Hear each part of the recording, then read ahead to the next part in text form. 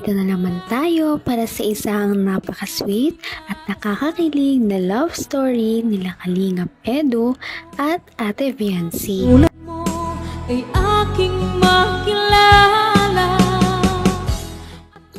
Para sa pagpapatuloy ng ating love story ay narito pa rin tayo sa mga ganap sa engranding birthday ni Ate Viancy. Marami ang pumunta sa birthday niya dahil marami talaga siyang mga supporters na gusto siyang makita ng personal.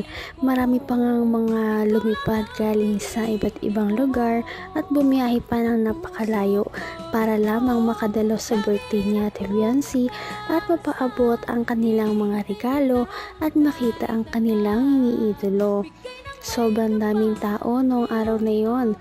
Punong-puno ang venue ng kanyang pamilya, buong Kalingap team, mga reactors ng EDC Love Team, at iba pang mga taong sumusuporta sa love team na ito.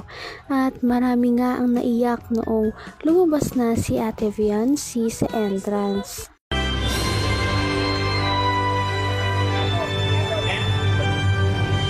Para salubungin mo ang alivio mo, lady.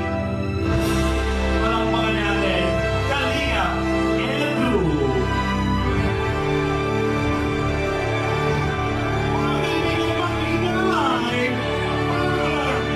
Sa ating pinakamamahal na EDC.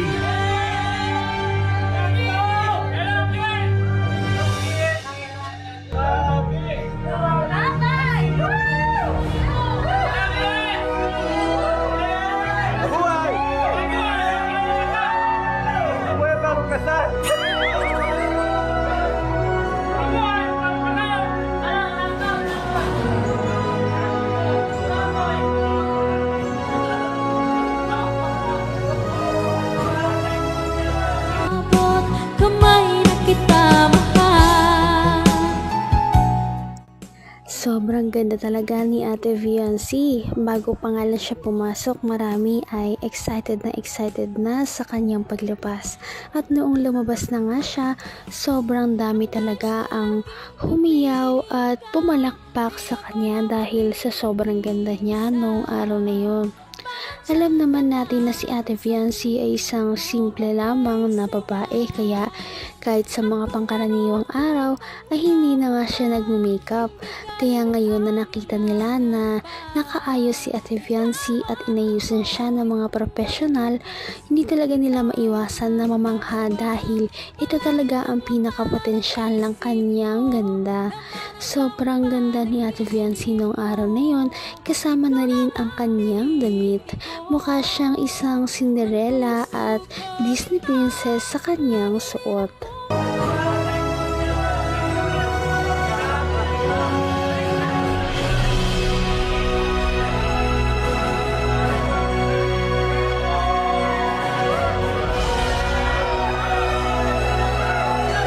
we would like to invite the loving family, nanay, tatay, lapitan po natin. Kasama namin yung mga kapatid. Ladies and gentlemen, we have again the beautiful family of Viancy, and the parents, and the sisters, and brother.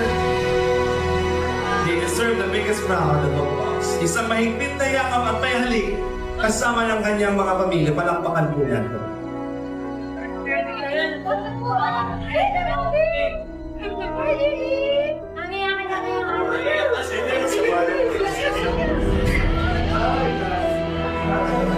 Let's have a group picture first. Hindi ko naman akalain na hindi ko rin inaasahan. Nagmukha na nga si Ate Viancy na talagang Disney princess in real life. Marami ang natuwa sa kanyang look at suot dahil napakaganda niya noong araw na yun. Pagkatapos nga noon ay nakita na niya si Kalingap Edu at binigyan pa siya ng isang bouquet. Kaya nakakatuwa dahil mukha talaga silang love team ng isang Disney movie o para daw silang bagong kasal. Hindi na nga naiwasan ng pamilya ni Ate Fiancé na maiyak dahil sobrang masaya sila na ganun na nga ang nararanasan ni Ate Fiancé ngayon. Lahat naman yon ay deserve talaga ni Ate Fiancé dahil sa kanyang ugali na sobrang bait niya talaga, kaya maraming nagmamahal sa kanya. At dahil doon, nadadamay sa blessings ang kanyang pamilya. Right now. Wow. What a heartwarming moment. A dream come true. Mga kaibigan, isang masigabong palakpakan po to our beautiful angel. Maaari po tayong maglalapit. Closer please for a group picture.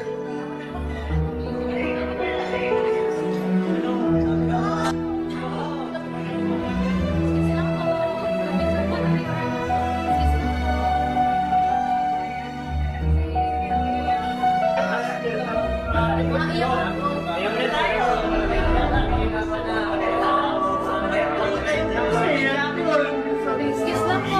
Excuse po. Pakikiti po sa camera. 1, 2, 3. Okay, one more time po. 1, 2, 3, lang.